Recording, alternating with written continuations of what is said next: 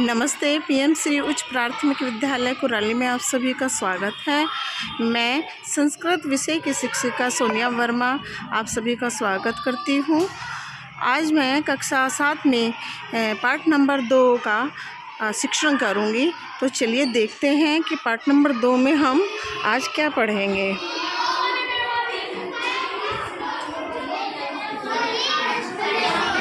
नमस्ते बच्चों,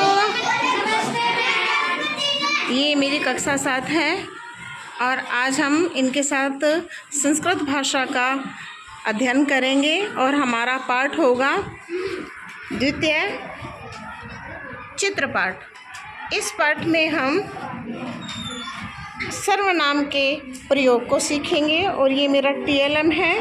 मैंने इसका TLM पाठ के अकॉर्डिंग बनाया है और इस प्रकरण में मैंने सर्वनाम की परिभाषा और पाठ से में सर्वनाम प्रयोग में अयम, इयम और इदम का प्रयोग मैं शिक्षण के तहत बच्चों को समझाऊंगी।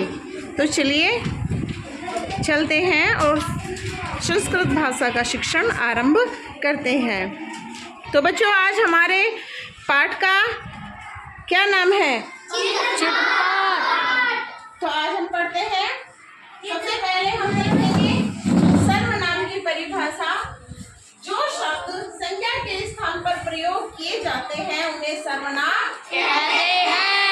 जैसे मैं, तुम, यह, वह, यहाँ, वहाँ, इधर, उधर आदि। तो आपने सीख लिया?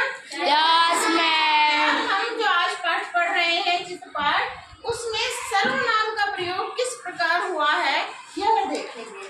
तो सर्वनाम का प्रयोग यह है।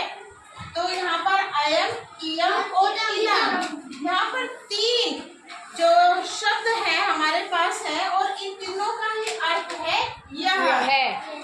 यहाँ पर किंतु 3 शब्द अलग अलग होकर एक ही अर्थ को कैसे बता रहे हैं, इसके लिए हम समझेंगे लिंग को। तो ये अयम यह पुल्लिंग का प्रतीक है, इयम का यह स्त्रीलिंग का स्त्रीलिंग का प्रतीक है और इदम का यह नपुंसक लिंग का प्रतीक है। तो अब जैसे मेरे पास मेरा TLM है, तो इसमें आप देख रहे होंगे कि ये हमारे देश के महान नेता है। तो हमारा जो सबसे पहला चित्र है वो किसका है? तो इसलिए और ज़्यादा व्याख्या करने के लिए सौरभ को बुलाऊंगी मैं। सौरभ आओ। क्या आप इन्हें जानते हैं? Yes ma'am. कौन है? संस्कृत में ही बताएंगे। अयम राष्ट्रपिता मोहनदास करमचंद गांधी। ठीक है। आप सर्वनाम का प्रयोग हुआ है? Yes ma'am. किस शब्द में हुआ है?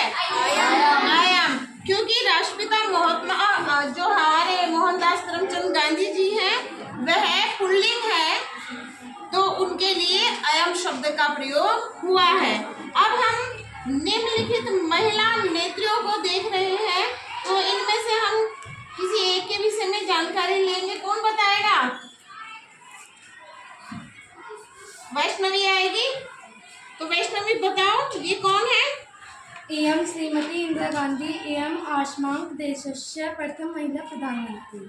बिल्कुल सही है। Yes ma'am. तो यहाँ पर सर्वनाम स्त्रीलिंग में कौन सा शब्द प्रयोग हुआ? इयम। तो आपने देखा कि यहाँ पर हमने 3 शब्द लिए, तीनों अलग थे किंतु तीनों का एक ही अर्थ था, अयम, इयम और इदम। तीनों का एक ही अर्थ क्या है? यह है। और तीनों किस प्रकार से कार्य कर रहे हैं? अयम पुल्लिंग के लिए, इयम स्त्रीलिंग के लिए, इदम नपुंसक लिंग के लिए। तो आपने इन तीनों लिंगों को इन शब्दों के साथ समझा है? Yes ma'am. तो अब कोई सर्वनाम की परिभाषा बताएगा? श्रुति बताएगी।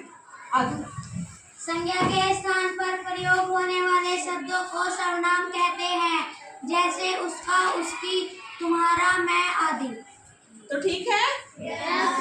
कल सभी को आपको सर्वनाम की परिभाषा याद करके लानी है और मैं उसे कक्षा में आपसे सुनूंगी। धन्यवाद।